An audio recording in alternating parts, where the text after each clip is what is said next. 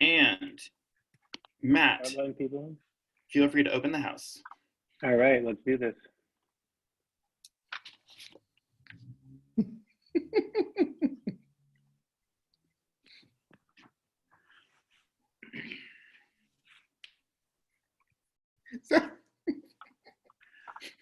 Wow, hello everyone. I haven't seen anybody. Welcome, welcome. We're Hey, Sandy. letting everyone in. Thank you, Matt Harrington, our Director of Guest Experience, for opening the house and getting everyone into their places.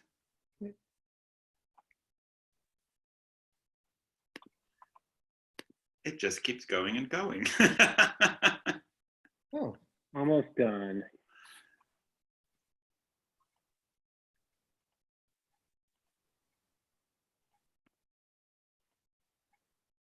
All right, we are almost. Oh, we're good. I think we got a good amount in. I think we do too. Well, hello everyone. I'm, as it says on the screen, I'm David Dower, Artistic Director of ArtsEmerson. And I'm David Howse, the Executive Director of ArtsEmerson. This is our first time doing this, so thank you all for joining the experiment with us, and we just hope you'll be as up for the challenges as we are. We think we have it down, and then of course we're all going to learn, and that's part of our, the idea here at ArtsEmerson. We thought we would take a few minutes and just sort of share a little bit of what's been going on and where we are, what we're thinking, and then take questions and have as much of a conversation as we can have. Kevin Kevin Becerra is moderating today, and so he has the power to mute and unmute in order to ask questions. You can also be dropping questions into the chat, and Blair will be collecting those as well. So we'll just try to do our best to make it be a conversation. But David, would you like to sort of bring everybody in? Sure. First of all, I want to say hello to everybody.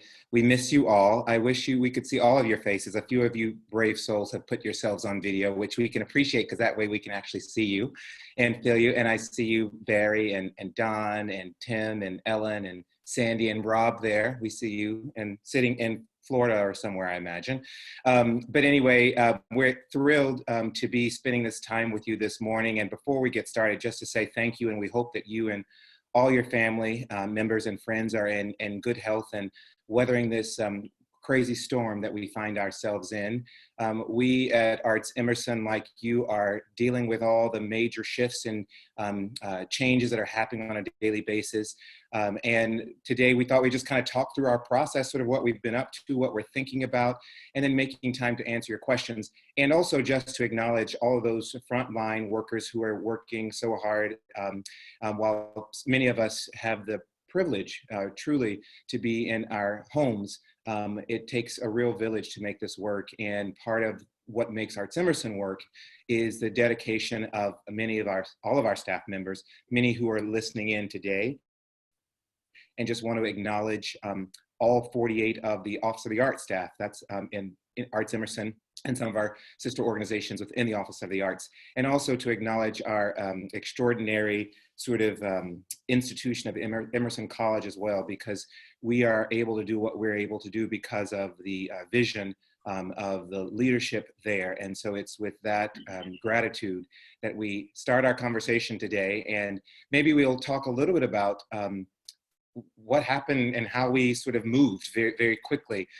For those of you who don't know, as of March 13th, we all moved very quickly into a work from home status, which for a theater, as you can imagine, is not an easy task, because we have 7 venues, as you know, that we have to secure and make sure it's safe and that our team is safe, which was really our first priority.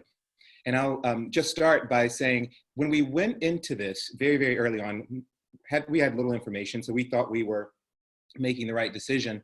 And David and I had talked, and we were deciding that, okay, well, we'll just postpone a show and just keep the rest of the season. Like, let's just postpone the show that's closest to us.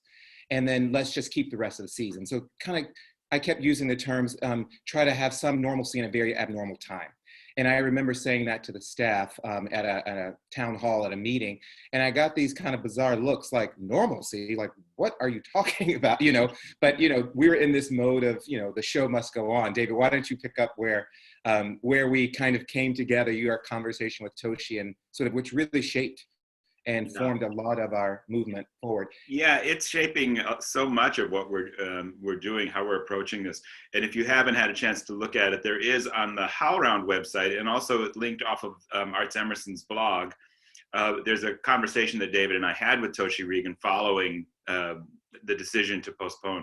What happened, it was funny, that morning, we had the staff meeting that David's talking about, and we were trying to say, and it wasn't an all staff meeting, it was with a cross-departmental team.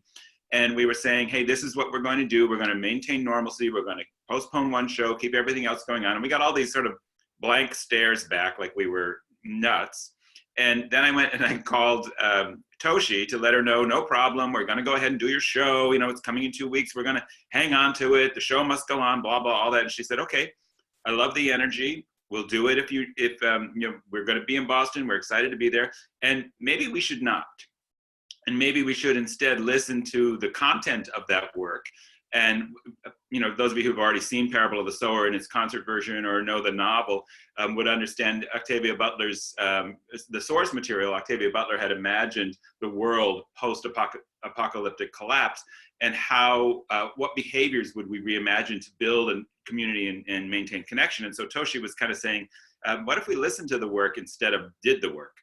And led us to this place of talking about, well, maybe the way to express solidarity is to stand together by standing apart. And so that's become the whole theme of what it is that we're doing. And I walked into David's office, like with my mind just completely turned inside out with this idea that maybe the show must not go on. That's the best thing that we can do. And David had also been sitting there wrestling with the staff input. And we kind of together said, I think actually we're going to, go into a period of standing together by standing apart. And by 2 o'clock that afternoon, we had made the opposite decision of the decision that we had made at 10 o'clock in the morning. So, and I think for a lot of you will recognize that the definitive decisions that we were making in that time frame changed hour by hour. Like, we're so certain this is right. Oh, we're so certain this is right. That, it's been good to get to a place where the world doesn't turn inside out every hour. Now it's only every couple of days. But yeah. And the decision what I loved most about that day, it was a remarkable day because, as David said, we started in the morning with one set of determinations and we're going to move through. And at the end of the day, we were completely on the other side. And it was all because we were, one, listening to the artists, and we're also listening to the team and really getting a sense of, genuine sort of concern for what was happening in the world that we couldn't actually control. And so, I have to say that because of the culture that we've established here at ArtsEmerson, the team, moved so quickly and so elegantly into a situation that none of us really knew how to do, right? How do you work from home? All the things that you're hearing, how do you raise children and teach? I have 2 teenage boys, and there's a reason I didn't go into education, because I am not a good online teacher, while trying to work full time. But I, like many of my colleagues, were trying to navigate that. My wife is at home, so we're all like trying to figure out our normal. But I have to say that I was so proud of how quickly and really smoothly people moved into that transition, and then begin to think about, okay, how is my work changing? What do we focus on now? And during that time, there's just, as you can imagine, everyone's trying to figure out, what do we do to stay, relevant? How do we put stuff on content? There was so much that was going up online immediately, which felt right for some organizations. And David and I were just talking, and I said, before we kind of, forgive the term, jump into the rat race of just throwing content online and, not throwing it, but just putting things on there. I think there's something we're supposed to be learning in this moment. And why don't we slow down a little bit, which is counterintuitive, slow down in this moment and try to hear what we're supposed to be doing, what's uniquely ours, what is ArtsEmerson's contribution. How do we show up in this next normal? And so it was, try kind of hurry up and then wait a little bit. And I'm so proud of our ability to sort of live in that duality of trying to be active, but also patient enough to hear. And then what emerged is this wonderful, I think it's wonderful, festival that really speaks to our commitment to international presenting and programming, but also to our efforts to engage in more meaningful ways. So all of these emotions we're going through, we very quickly tried to figure out, how do we lead remotely? How do we maintain our culture in a dispersed situation? And then how do we stay in touch with the artist? When we canceled those last two shows, 69 Degrees South and Metamorphosis, we knew that artists also were in a compromised position. And we didn't want to just say, sorry, we're not doing it, we're out. And we made the tough but human decision to do good on part of the fee. We weren't able to pay for the entire fee, but we were able to commit to some large portion of that fee. And that felt wholly right to us. Yeah, go ahead, David. Yeah, I just want to come in on that because how we were able to do that, it's important. I see who's on this call, and it's such a family on this call in so many ways, and I'm really grateful to this group of people. And how we were able to do that is many of you had made donations that were related to the art and the artists. They were specifically directed at our capacity to support the artists. And so we were able to take those dollars and give them to the artists because that's what they had been intended for. And that just, and you can't imagine those conversations. I felt terrible. I have to confess, I felt terrible calling the Phantom Limb on 69 Degrees South, because we had coaxed them into putting that show back together. They weren't currently doing it anymore, but they did want to get it back on tour with the rest of their other two projects. They have a trilogy about climate change. So we had talked them into remounting the show, and they already had expenses.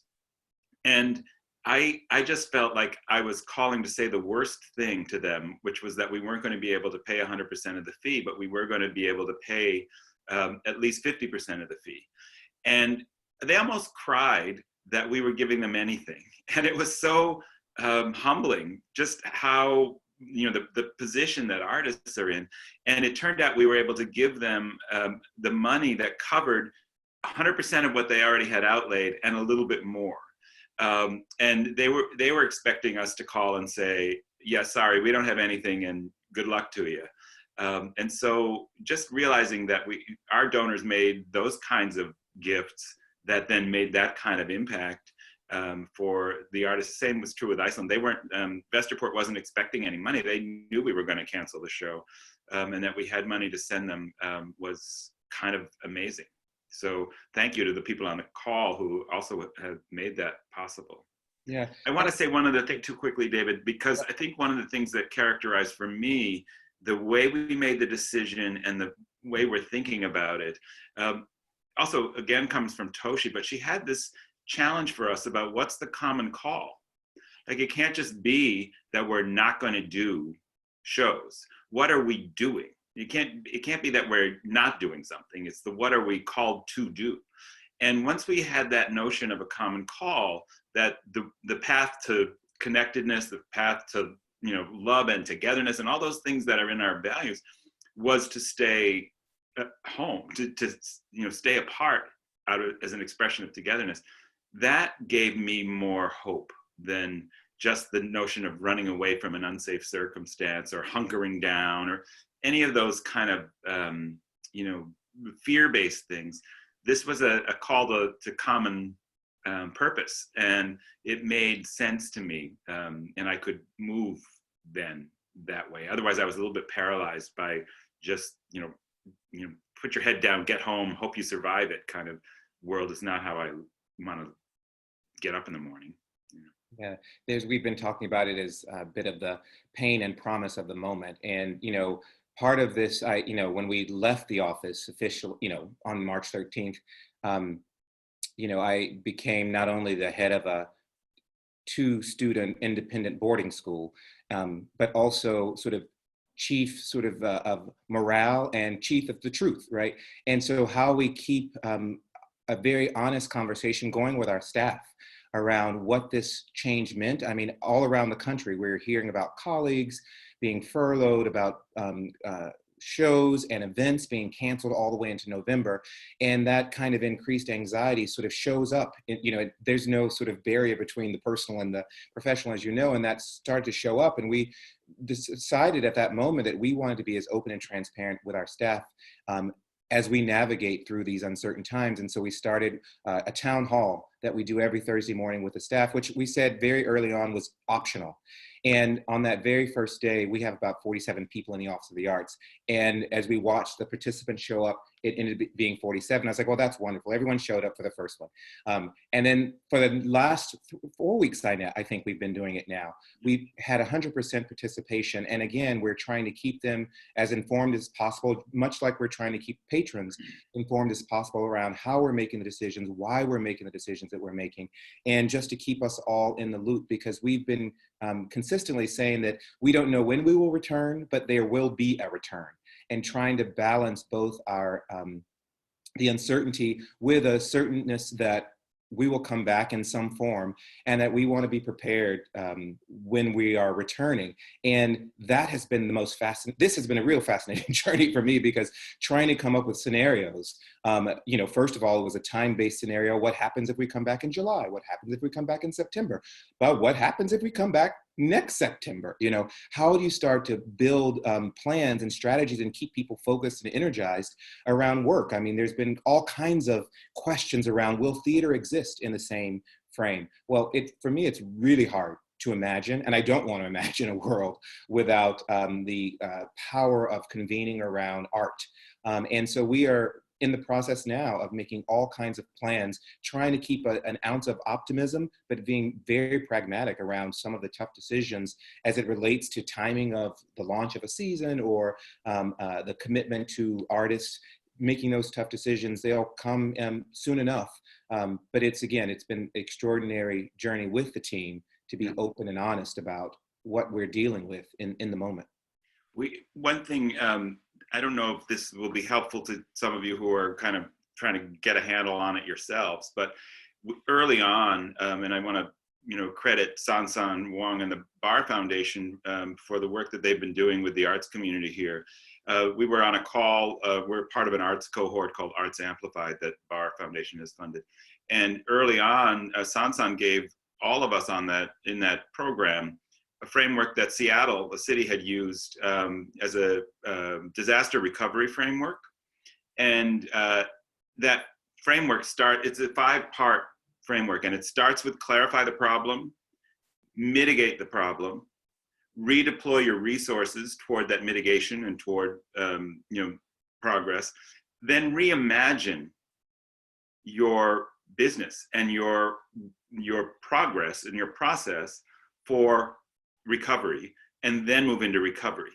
And the clarification process was pretty quick. The mitigation process was pretty quick. The redeployment was pretty quick, although even this particular online series, we took our time with, but we knew we were headed toward it. And then we moved into this reimagine phase. And that has been the source of the greatest kind of optimism, because it gives us something to work toward, rather than simply say we're going to, on after Labor Day, everyone's going to be able to sit in the theaters again, and everybody's going to come back, and we're going to do our whole season. It gives us a way to sort of pick up the gifts of this awful moment and see what we've learned and how we might change behaviors or change practices, and also gives us an opportunity to think boldly and kind of outside of all kind of constraints about what theater is going to be, rather than try to worry whether theater is going to come back as it was. Well, how can we imagine what it will be, and how can we kind of lead there? You hear the same theme from me all the time. It's like, well, what am I doing? I don't want to just be not doing something. What am I doing? And this reimagining thing has been really helpful. Like even just this particular town hall that we have our head of guest experience as your welcomer in the waiting room. That's the reimagined notion of who's the guest, what's the experience, and how do we serve it.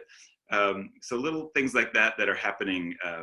They inspire me, but they also keep me in a sense of forward motion and not just waiting. I know, and some of you have asked already, but I think we all know, all of us on this staff know that there's not a moment when we just say, okay, that's over, we're all back. And that happens on a weekend. We had a great conversation with one of our very close colleagues, our audience members, Donor. She's one of the most highly engaged people. I don't know if I don't see Joan Lancourt on here. Maybe she is on here today. But I was talking with Joan because we've been calling our audience. If you haven't gotten a call yet, you might, just to see how you're all doing and do some one-on-one opportunities. But Joan was saying that she was appreciating the online programming and that she was finding that was helpful in maintaining a connection with us. And Joan is hypersocial. She lives alone. I hope you don't mind me characterizing your situation, Joan, but Joan lives on her own and she's out almost 7 days a week. And she's, in her 70s, and she sometimes 3 or 4 events in a day. And so this was a huge change in her life. And so the conversation, I was saying, well, we're happy to have this connectivity and we're going to keep it going until we're back in the theater. And she pointed out, when I'm ready to go back in the theater, or when the governor says we can go back to the theater, or when the mayor says you can reopen the theaters, that's not necessarily when she's going to feel comfortable going back to the theater.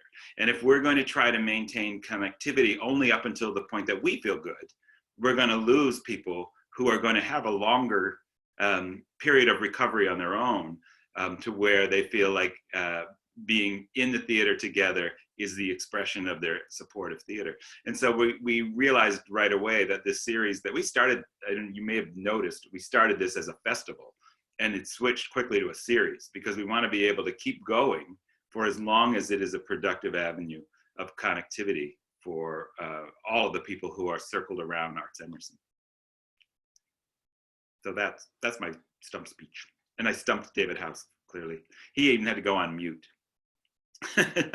Hey, we can't hear you, but David, but I do want to just point out a couple of things that I see on this call, and they may even lead to different questions. Rob Orchard, it's so wonderful to see you here. For those of you who don't know, Rob is ArtsEmerson's founder.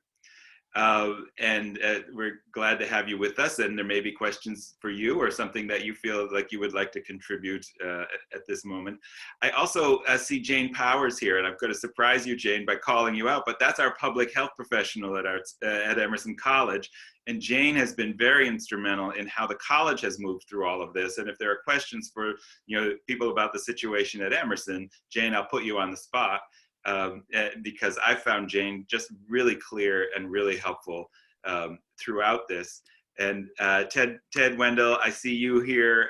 Ted has been our longtime season sponsor, many seasons in a row now. And I also see Robert Thurr on the call. And my last conversation in person with Bob and Sherry Thurr took place on the night of the final performance that we did of Plata Quemada. And I'm sure there were other people in the audience that night. And it was a very odd kind of energy in the audience because everybody who was there was kind of where I had been the day before, in the sense of the show must go on. We're so glad you're doing it. We're so glad to be here. There was this kind of activist energy in the theater. And then like a minute later, everyone was like, oh no, we shouldn't be here. and let's close and let's go home. It was so fast and dramatic, and I'm sure none of us will ever forget it. But so anyway, just to say, I see a few different threads on the call. David, you're back. I'm back. Sorry, the dog was barking and I had to take care of him. Yeah, so I think that's kind of bringing us to a place where we might be able to engage in some questions. There might be a few questions around how we're thinking about the sort of the next season as far as our program is concerned. We'd be happy answering those questions. Or yeah, I see Don actually asked that question. I don't see questions. Oh, Blair sent it in our chat, David. And Don, so Don, did you want to just ask your question aloud, or shall we just say what it is? Kevin can unmute you if you'd like to join in. There. Yeah, the question was, how is ArtsEmerson, what's the process for scenario planning, figuring out, nobody knows what's going to happen, but you have an organization presumably you have a budget and a board and all that kind of stuff. How do you get to the next stage? Yeah. And I would, just toward that question, I would also point out one other person on the call. ArtsEmerson per se doesn't have a board because we're a program of the Office of the Arts of the college, Emerson College.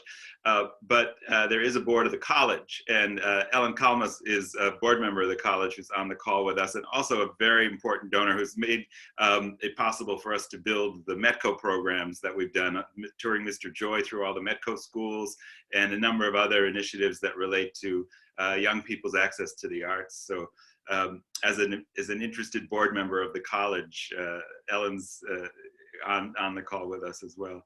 Don, I think you're right. We don't know what the time frame is. And so what the process that we're in right now is, we're in this reimagine world. We are, and as David said, we're doing a scenario planning. I think those are the two actions that we're involved in right now. And so in the reimagination world, we're looking at what changes in our practice. We present international theater. I have a friend who is a woman who owns professional sports franchises, and she's the first female to win the Stanley Cup, owner to win the Stanley Cup. And she also owns resort hotels, and so she's like, her whole business evaporated, right, overnight. And in a way, we are in the business of public gathering and international travel, also evaporated overnight. So we're trying to reimagine the service we provide. And then in the scenario planning world, we're trying to say, well, what happens if we begin again in September? What happens if we begin again in November? What happens if we begin again in January? Those are the three main scenarios that I'm working on as artistic director in terms of developing an artistic offering. And then I can say, I think with some degree of confidence, that the artistic offering now is going to include a greater degree of online connectivity than we have thought through in the past. We have two advantages here. One, our sister organization is called howround.com, and that is a program that sits inside the Office of the Arts, right? Many of us are on that staff as well. And HowRound is an international knowledge commons for global performance. And it's howround.com. And HowRound has been pushing these ideas for years already and developed this digital capacity already because it's a global platform. And so in the last 2 seasons, you may have noticed, we streamed live performances of 2 of our shows, multi-camera shoots, live edited, that went one to Cambodian communities around the country. That was See You Yesterday. And then the next one was back-to-backs, the Shadow Whose Prey the Hunter Becomes. And that was a piece created by an ensemble with different intellectual disabilities. And that piece was streamed directly to service organizations that support communities with disabilities. So we already had practiced this. How do we both offer access that doesn't require travel, and how do we expand the footprint, the impact of any work? If we are presenting work, how can we reach more people than simply the 1 weekend or 2 weekends that we're able to have it on site? So I know that reimagination is taking place, and that will be part of the process. Another part of the process is going to be, what is the college process for opening and timeline? And that is a whole separate set of conversations and decision makers. And then there's going to be, we're impacted as just like every other industry by what's happening in the progress of the virus and controlling the pandemic. So it's a lot to juggle. And David, I don't know if you want to say more about the scenario planning, but it's largely resting on David Howse. This scenario planning is emanating from David, and I can say it's the harder responsibility. I get to dream about projects and how they reach the world. David's got to figure out when, if, and with what money. Yeah, no, it's like I said, it's been a fascinating process, and I should just back up from where David started to say that we have put together a full season, a typical ArtsEmerson season with all the various component parts, and we have been budgeting for this season for the last 6 months. And so we're very close to the end of saying, here are the sets of shows, here are the anticipated revenues, here are the expenses. And so we have that as our best case scenario, which we know right away we won't be able to live into. And so now we're in the process of saying, what if we return in September, but the full audience can't come back, or the full audience is not ready to come back? So what if we open and there's 20%? What does that actually mean? Or what happens if we can't come back until January? What have we planned for the fall that needs to either be rescheduled or postponed or canceled or moved? And so all of those scenarios go deep and wide. And as you probably imagine in your own sort of areas, whether professional or personal, trying to build a future on a structure that we're not even clear about what it is incredibly challenging. But we are moving forward with, the best case scenario all the way to maybe not the worst case scenario, but a really, really bad scenario, which means we may not be starting much later. And when we start, we know that people will be much slower to come to intimate, closed spaces where they can't control their movement.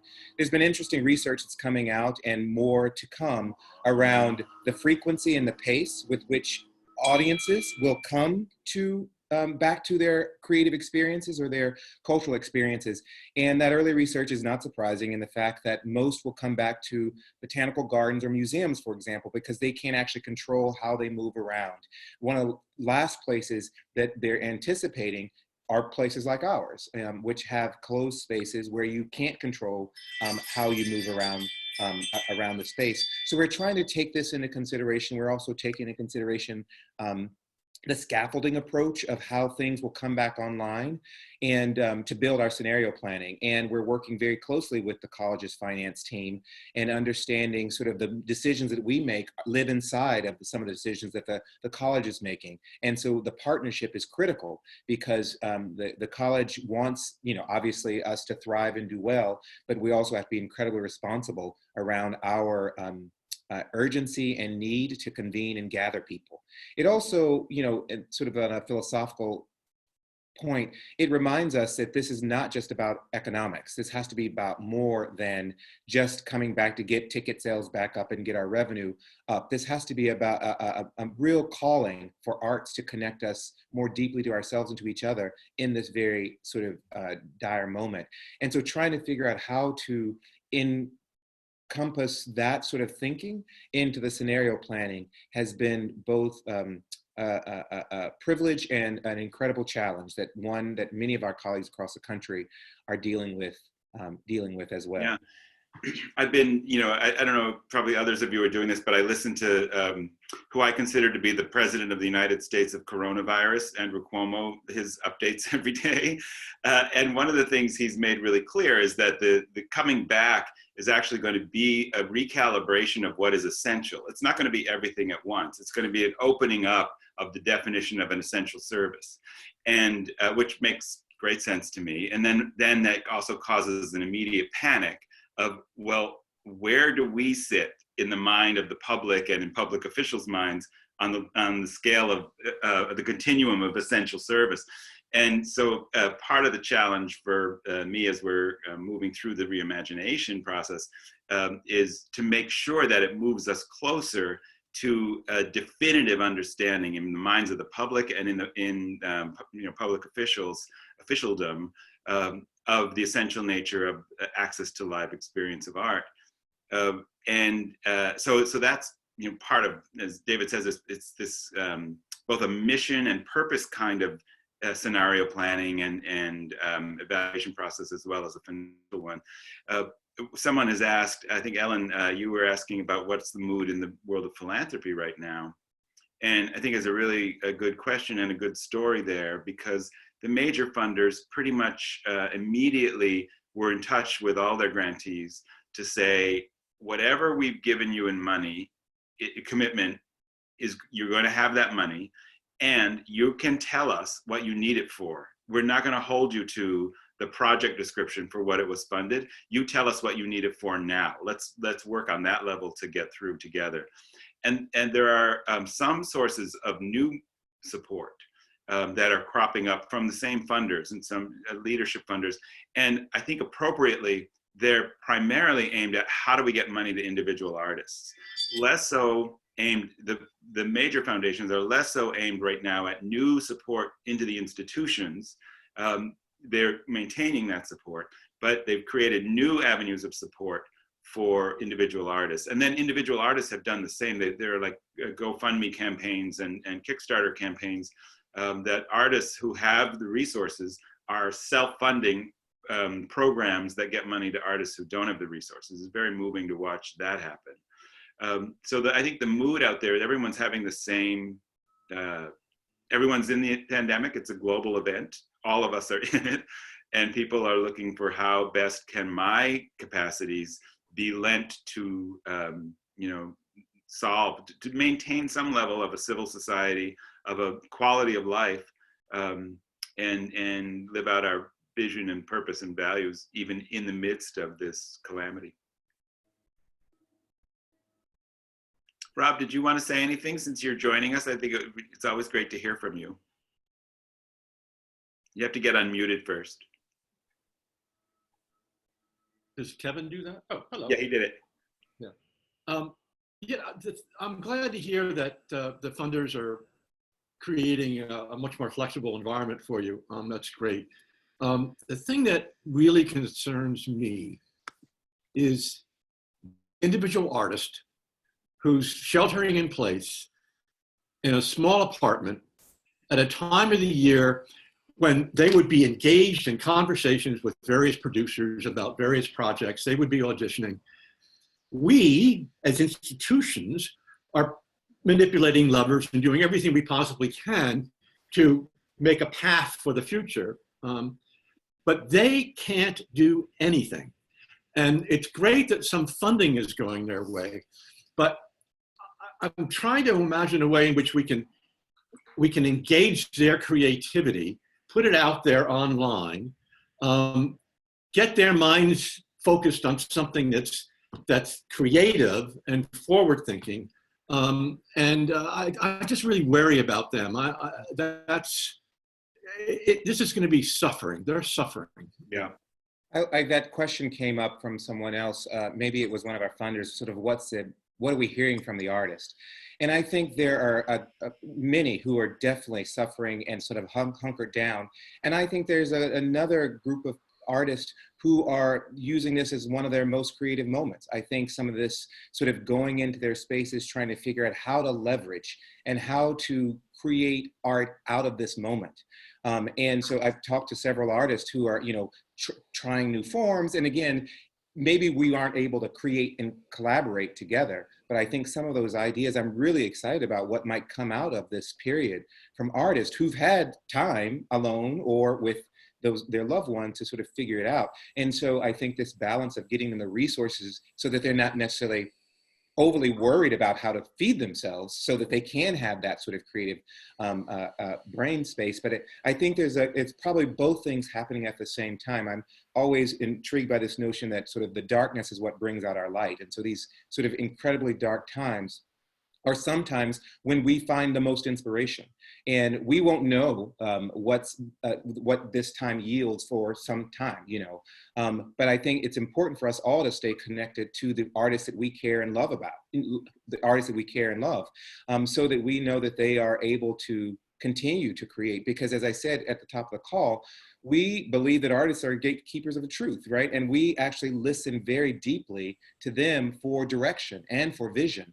And so our ability to support them as much as we can and to track and follow and take care is important, not only for them personally, but for the ecosystem and for the world that we are trying to reimagine in some way. So I think both things are probably happening at the same time. There's an interesting difference too, for people who consider themselves generative artists. I'm seeing a lot of an explosion of creativity and a lot of different ways of doing it. Some of you may have seen this, and HowlRound, again, just to keep pointing you there for this time frame. HowlRound is collecting a lot of resources and a lot of innovations and a lot of the voices of the artists who are talking to each other about how they're managing. And so there are things like, you know, new play readings that are taking place. Everyone's sitting in their living room with their roll and they're reading along that way. And you can watch these new play readings online, or, orchestras that are playing each from their own apartment, but they've somehow synced up by the end to deliver, Beethoven's Ninth.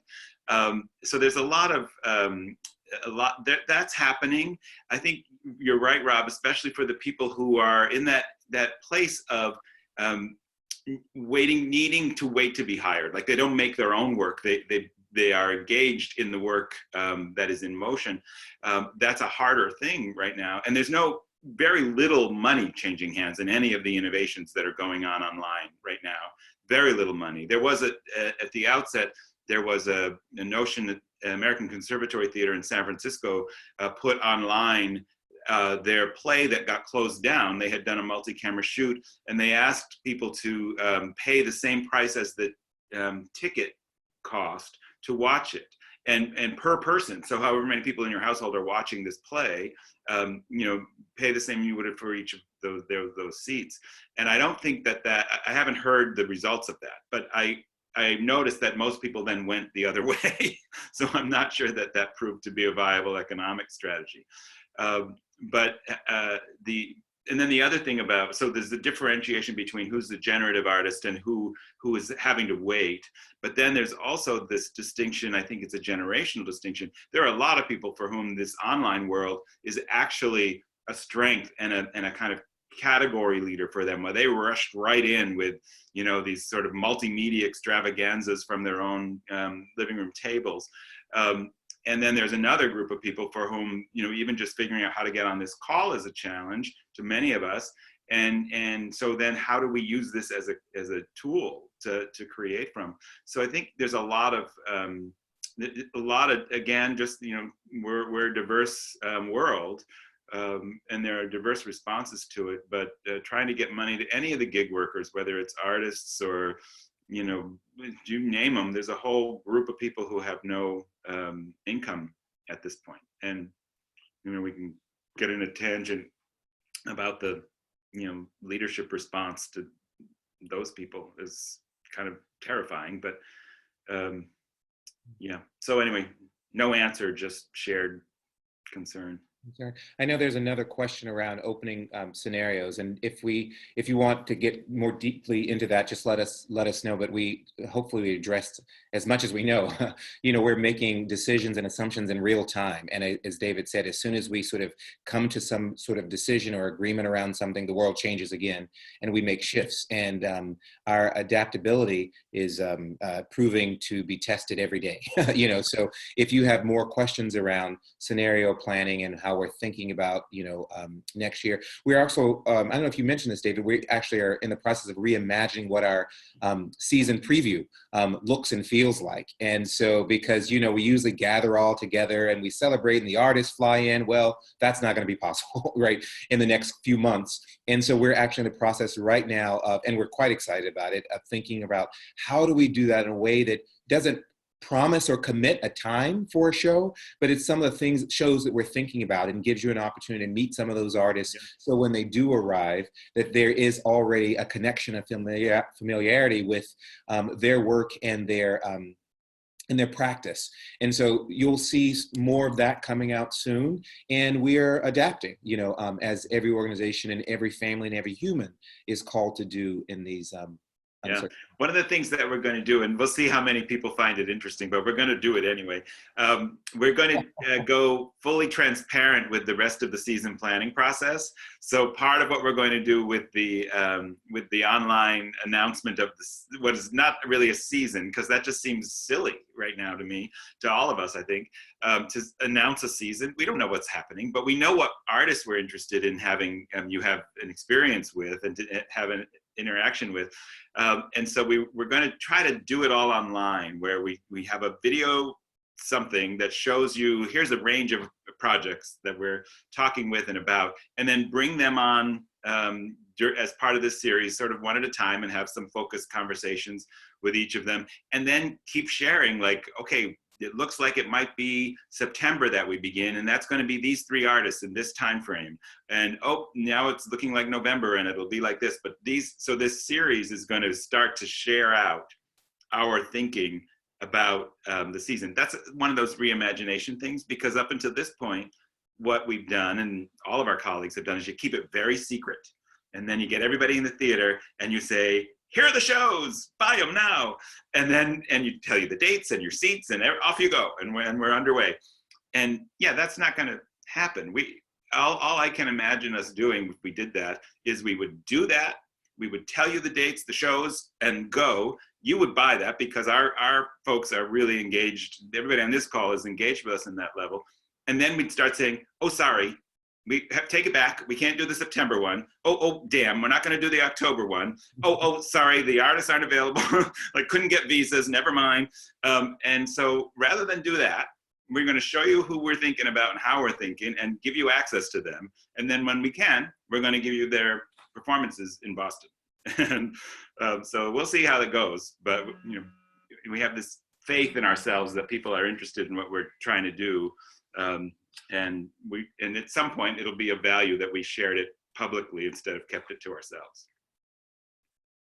I did see Terry's question about seats, and that is really, it is one of the innovations. So what Terry Groom was asking, again, Terry and Paul, and if you don't know Terry and Paul, they have this beautiful story of Terry dragged Paul to see a ArtsEmerson show early in their dating life.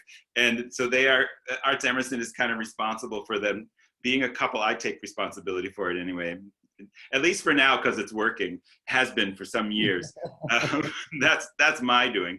But Terry asked about, are people going to put seats on sale with gaps in between them? And that is one of the strategies that people are discussing. And of course, it raises all sorts of logistical challenges. And then it also raises, and maybe Jane Powers, if you're still on the call, you may actually even have a sense of whether or not it addresses any of the actual vulnerabilities to gather people all in the theater, but with space between the seats. I think there are going to be smarter minds than ours, or more focused minds than ours, on how to do that, and we're going to probably follow what they discover there, because I can imagine that's all that they're talking about on Broadway right now. How do they reopen those big venues in a way that gives people some sense of comfort about distance, but also balances economically? And so I imagine there's going to be a lot that comes out about that as New York tries to reopen. But then how the question is, like, when you think about those scenarios, which we have to think about, that could completely change the experience, both for the artist as well as for the audience. And so there are trade-offs that we're going to have to make, and we don't know exactly what those are. And so you're probably going to see from a lot of organizations, a lot of testing, a lot of things, prototyping, failing, communicating the failure, and then trying something different. And part of what we're asking for is grace and resiliency from our audience, because we don't know exactly what that's going to look like and feel like. But we will be testing some things, and it's important that we hear from you. Like, yeah, this isn't working for me. And of course, it won't work for everybody, but we need to know, like, what is it you need? That's the biggest question we have. How will our communities want to re-engage with us? What will they need in this next normal? Is it this kind of show? Is it that kind of show? Is it this kind of gathering? Is it online? And so we are eager to hear from audience members and patrons around what is the thing that is going to make you ready. And again, this is not about come back quickly. It's about come back safely and come back in your, really ready to engage. But for us, it's not about rushing into it. It's trying to do it in a way that's smart and responsive. So we welcome, as we always do, thoughts and feedback around what you're experiencing with some of the things that we are reimagining. We're learning as well. Yeah, I would love it if people would just take 10 seconds or 30 seconds here at the end, before we end, and just type a couple of thoughts of your own into that chat bar. You see that you have a chat option below. Just how are you feeling about performance, and what's your state of readiness or concern or state of mind, or even your state of health? we have been, like I said, we've been calling folks just to make sure that people are doing okay. And I would love to know, how everybody on this call is feeling on all of those fronts. And I think, Kevin, I think it's true that you can just sort of, people can type into the chat function, yes? Yes, that's right. Okay, great. Let's see. Yes, Michael Bernstein. This is from Michael. The March 11th performance at Plata had a lot of empty seats because so many people were already staying home, but the audience energy was tremendous. I know, wasn't it? And that was part of what was so surprising to me, was the way we were, the room there felt, it was almost like we were treating it like it was a snowstorm, and we were glad we made it out. And so that's partly what led us to really consider, wait, we have to close it, because many of us, myself chief among them, are going to want to continue to show up in support. And that's just the opposite thing. But that performance that night was extraordinary. And I even invited, I think, Michael, that was the night that I invited people to sit separately, because already so many people hadn't come that I said to the audience, go ahead and distance yourself here in the theater. And a lot of people didn't even take me up on it, but man, that was a performance that people were committed to being at, and expressed a lot of hope. And then also was like, yes, and we need to lead in this and not invite this kind of a challenge. Are you seeing the other ones, David? No. Leslie was viewing a film online.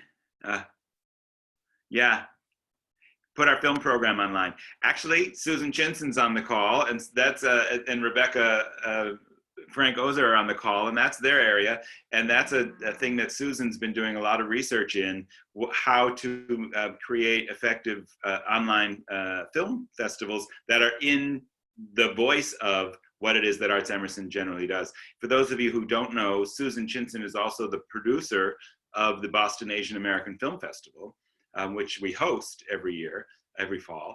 And so one of the things that Susan's looking at is how do we continue to offer that kind of programming online and be additive to what's already out there in the festival world. So that's probably coming as well. You should consider the Together Apart series something that is evolving as it goes, and you're going to see more and more approaches to it as the series goes on. But yes, the film program will come at some point. There will be some access to some of what we would have done as film programming. There's a question a question around how we are thinking about the unique effect of the pandemic on communities of color and how we're planning to meet the future needs of that community. This is a really important question. And, just this pandemic has just resurfaced, if it never actually went away, the inequities and the real challenges that exist in our society as it relates to folks who have been subordinated. And so we, as you can imagine, in this mitigation phase, trying to figure out how, first of all, how we just shore up our practice so that we can sort of continue to go and move forward. And we're actually doing some work and partnering with the city on being able to sort of share good practices around safety, around wearing masks, because the city realizes that they are putting out this message to channels that maybe not everyone has access to. And so we've been tasked with leading our colleagues in the arts and culture community here in Boston around trying to figure out some effective communication to more vulnerable communities around safety. One of our good friends, Ted, I don't see him anymore, had a very early idea around getting one of our artists to actually write a play based on this experience coming from the subordinated community's perspective. And so there are a lot of ideas around that, and it's something that we certainly are thinking about, but we don't have any clear strategies at the moment.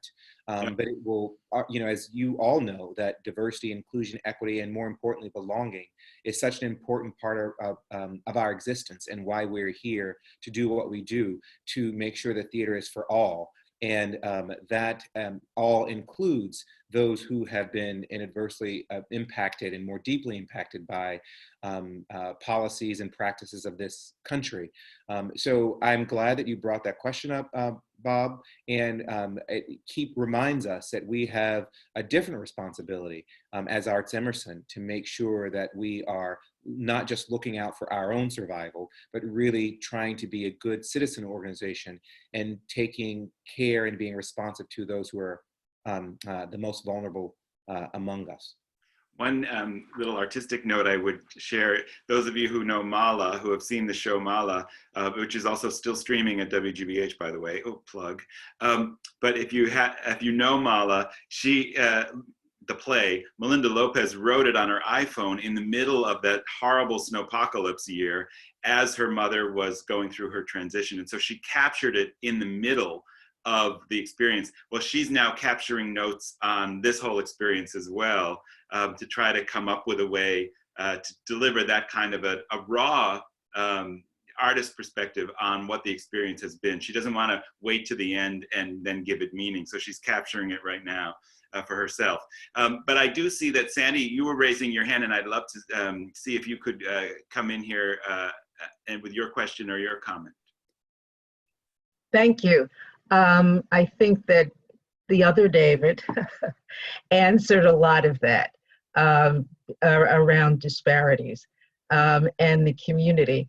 But going back to the other David and looking at our leader Cuomo, I think one of the points that he made today very loud and clearly is that we have an obligation and an opportunity to change those things that we need to change. Yes. And I am particularly struck by the process that the two Davids and the organization has been going through to try to get there in a very honest way.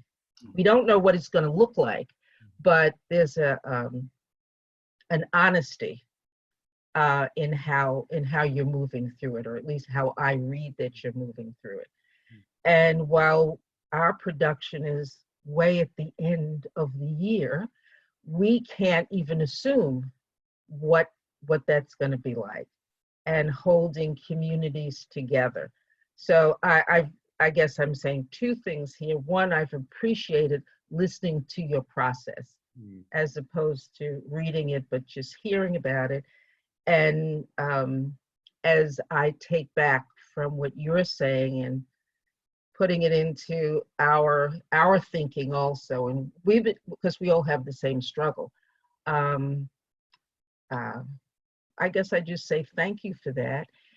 And just on the disparity piece, I think it's all one and the same. It's the disparity, I guess, what this period has said to us. And I remember when I first met David, he was talking about how to get all the zip codes in Boston involved in the theater. That was my very first conversation with you. Well, I guess what we're seeing very clearly is that whether it's a pandemic, whether it's the environment, zip codes don't matter. Yep. And then how do we use this very terrible time to change? And I just think the arts community has to be, as you said before, carries the soul, and we have to be at the front of that. So thank you. And shame on us if we don't use this moment, right, to reimagine and to really get underneath some of those inequities, or make them even more visible. For many of us, we see them plainly every day, and I think this is another opportunity for us to see and be outraged and to begin to reimagine. And as you say, Sandy, I think for us, the arts is an amazing way to actually bring that truth to light and then have us wrestle with what we're seeing. And so I'm looking forward to all of us coming back together, or even to come together online to wrestle with some of the issues that we are facing. So thank you for that comment, and thank you for listening in. it's encouraging for us to know that you're all still are there. Yeah. It's time for us to wrap, and thank you so much for all of your, your support and even just your interest in this hour. Next time when we get together, I think David and I are hoping that we'll be able to share more about what the process of recovery looks like. We're in the reimagined moments, and we'll want to share more of how we imagine what's happening, as well as some of the artists and some of the rest of the series that's coming up. So it won't be a repeat of this conversation, although I'm sure there will be new people who have questions about it. The other thing that I'm sorry, just getting some notes from the beginning. Okay, yeah. The other thing is this has been recorded, and thank you all for agreeing to that. So if you know someone who missed it or would be interested but didn't know about it, they can still catch up to it on this through this recording, and that'll be posted as well. And I do just want to echo what you were saying, Sandy, as we wind up here, and what David was saying, that this virus has been an incredibly precise teacher of the things that we need to focus on if we're going to advance equity in our lifetime. And it's taught us so many areas of exposure, even if you just think about what's happening with the elderly and how they're treated in our society, communities of color, incarcerated communities, all of the kinds of things. And then travel, there are no borders. A virus doesn't know from language. A virus doesn't know from country. It doesn't know from state or county. And so there's so much that we're learning. And I do trust the artists, Rob, to be able at a certain point to synthesize for us and help us onboard what we've learned. But I think it's up to us in the institutions to actualize and implement the learning and lead the society to implement that learning, because don't waste it. There are too many martyrs to this moment already. And if we don't learn from them, really shame on us. So, on that happy note, if you haven't watched it, Sequence 8 is still streaming. Mala is still streaming over at WGBH, and there's more to come. And we would love for you to share it with your friends and share whatever thoughts you have on the blog, or even just directly to me and David. You're welcome to email us anytime, and we're collecting all of this as we go. And we remain grateful for your support and your followership. Keep it going. We look forward to seeing you here or either in person in the future. So thank you again for chiming in, and we'll look forward to talking to you again. Be safe and be in touch.